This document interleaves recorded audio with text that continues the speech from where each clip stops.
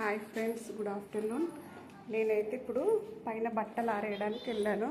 పిల్లలు ఇద్దరే లోపల ఆడుకుంటున్నారు.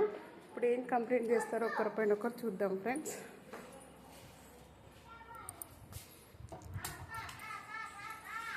శృతిక, డోర్ తిన్నానా? ఏం చేస్తున్నారు?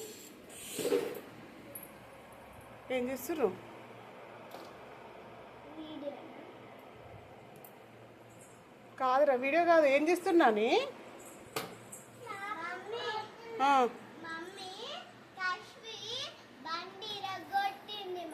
ఏది?